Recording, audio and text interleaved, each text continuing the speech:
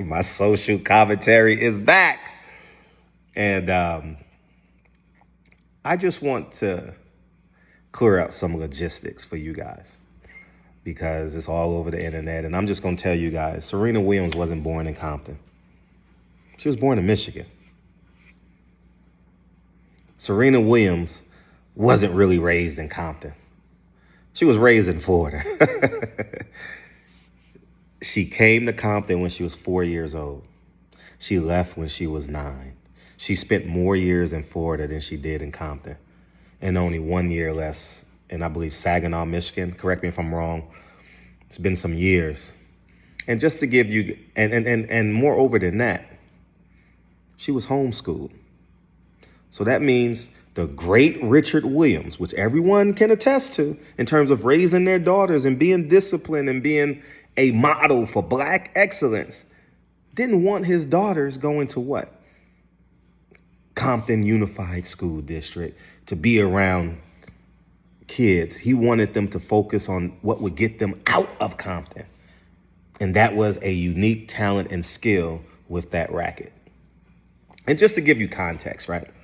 Barack Obama is not from California. He came here for 2 years, went to Occidental College. Then he transferred to Columbia, right? He got a freeway named after him. He only been here 2 years. Became president of the United States. Don't you know Compton? 2 presidents came out of Compton. Yeah, the Bushes, man. From 1949 to 1950, man.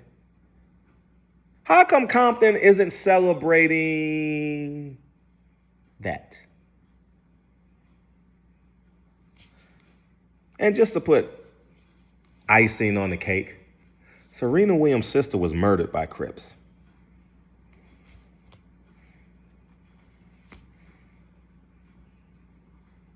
Her sister was murdered by Crips. She wasn't born in Compton. She wasn't raised in Compton. Never lived a day in her adult life in Compton. Would not send her kids to Compton Unified School District. And yet she gets on the biggest stage and brags about being from Compton.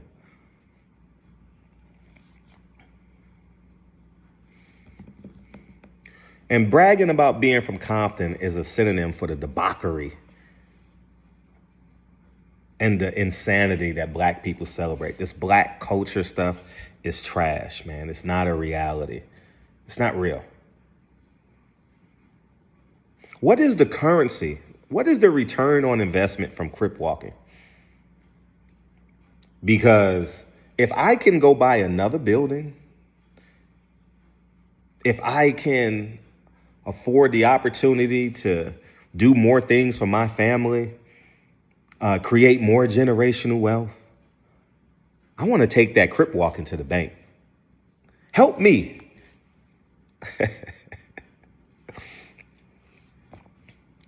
I just sit back and I laugh about how we have celebrated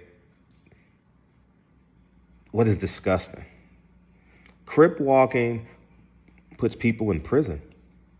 Crip walking kills Black people. Crip walking kills people. Compton won't celebrate the 2 presidents, but you know what Compton is most famous for? Gangster rap and Crip walking. I'm telling you. And I'm going to land this plane really quick. Years ago, I was writing for the LA Sentinel newspaper, which was one of the more prestigious Black newspapers, definitely the #1 newspaper here in Los Angeles, California, right? Right off of Crenshaw and like Jefferson-ish, somewhere in there, right? King, that whole Crenshaw corridor. And I had the opportunity to cover Little League Baseball in Compton, California. I go to the ceremony, opening day, and the article is probably still up on LA Sentinel newspaper somewhere. And the coaches were upset that the field that they played on wasn't playable. It was hard. It had rocks. It wasn't even dirt anymore. You know how mud gets hardened, and if you hit a ground ball It has no consistency. Pop, pop, pop, pop, pop, pop. You know? And the coaches said the field just isn't playable. And so me putting my thinking cap on, I felt like I had the ability to help. And I had some resource. I had some very affluent resources. Affluent, very affluent. So I called one of my clients of mine literally the next day. I says, hey, dog, I know your son plays baseball, but I just did a story about this this field in Compton. And is there any way you can help? Now, at the time, I believe Asia Brown was the mayor of Compton, California. So I used my resources to contact the mayor. I never spoke to her personally. But what ended up being done is the mayor's office put in contact with my client. So it was like that triangular effect. And it was Jackie Robinson Field in Compton.